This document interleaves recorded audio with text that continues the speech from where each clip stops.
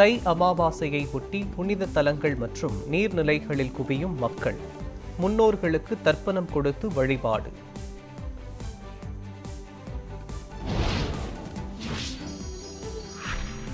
தமிழ்நாட்டில் வாக்காளர் பட்டியல் திருத்த பணிகளுக்கு விண்ணப்பம் அளிப்பதற்கான அவகாசம் இன்றுடன் நிறைவு. அடுத்த மாதம் 17ஆம் தேதி வெளியாகிறது இறுதி வாக்காளர் பட்டியல்.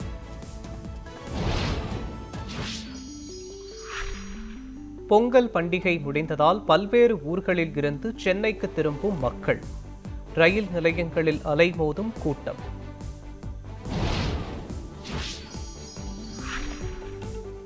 அலங்காநல்லூரில் பரபரப்புக்கு பஞ்சமில்லாமல் நடந்த இறுதிச் சுற்று.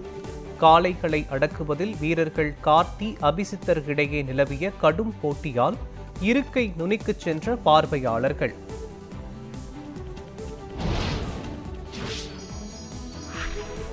பத்தொன்பது காளைகளை அடக்கி முதலிடம் பிடித்த கருப்பாயூரணி கார்த்திக்கிற்கு கார் பரிசு. 17 காளைகளை அடக்கி 2ஆம் இடம் வகித்த அபிசித்தருக்கு பரிசாக பைக் வழங்கப்பட்டது.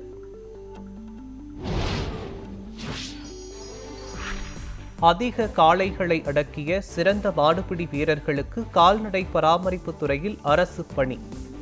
அலங்காநல்லூர் ஜல்லிக்கட்டு போட்டியின் போது முதலமைச்சர் ஸ்டாலின் அறிவிப்பு.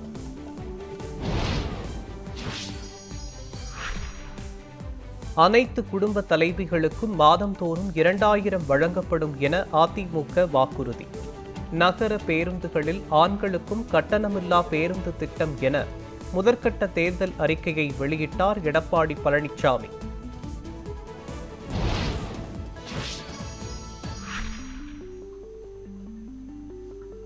கட்சியை வெற்றி பெறச் செய்யும் பணியை செலுத்த வேண்டும் என தமிழ்நாடு காங்கிரஸ் கமிட்டி நிர்வாகிகளுக்கு கட்சி தலைமை அறிவுறுத்தல்.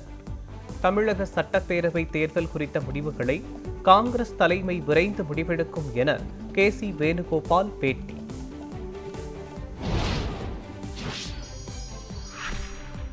கூட்டணி குறித்து பொதுவெளியில் பேசக்கூடாது என காங்கிரஸ் நிர்வாகிகளுக்கு உத்தரவு.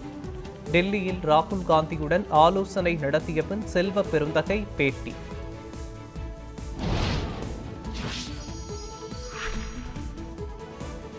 ஆல்மண்ட் கிட் சிரப் இருமல் மருந்து விற்பனை மற்றும் விநியோகத்திற்கு தமிழ்நாடு அரசு தடை விதிப்பு. எத்திலின் கிளைகால் என்ற உயிருக்கு ஆபத்தான வேதிப்பொருள் கலந்திருப்பது கண்டறியப்பட்டதால் நடவடிக்கை.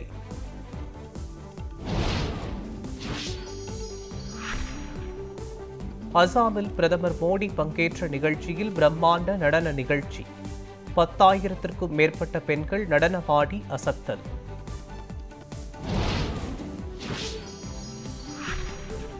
ஜனவரி 21 முதல் 29ஆம் தேதி வரை குடியரசுத் தலைவர் மாளிகையை பார்வையிட பொதுமக்களுக்கு அனுமதி இல்லை.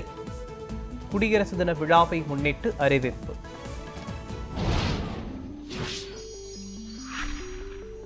மேற்கு வங்கத்தில் பாஜக ஆட்சிக்கு வந்தவுடன் ஊடுருவல்காரர்களை தடுக்க நடவடிக்கை.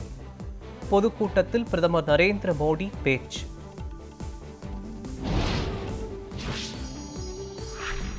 வங்கதேசத்தில் மேலும் ஒரு இந்து நபர் அடித்து கொலை. 3 பேர் கொண்ட கும்பல் அடித்து கொலை செய்தது அம்பலம்.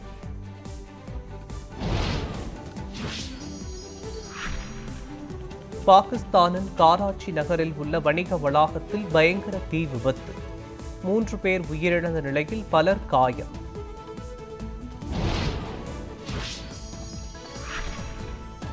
இண்டிகோ நிறுவனத்திற்கு 22.20 கோடி ரூபாய் அபராதம்.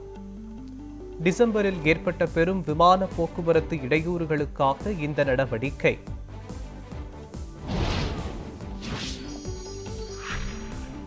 இந்தியா நியூசிலாந்து இடையே இன்று 3வது ஒருநாள் போட்டி.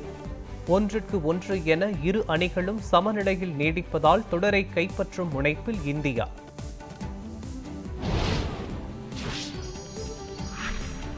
வரும் 23ஆம் தேதி திரையரங்குகளில் ரீரிலீஸ் ஆகும் தெறி. அஜித்தின் மங்காத்தா படத்துடன் மோதுகிறது.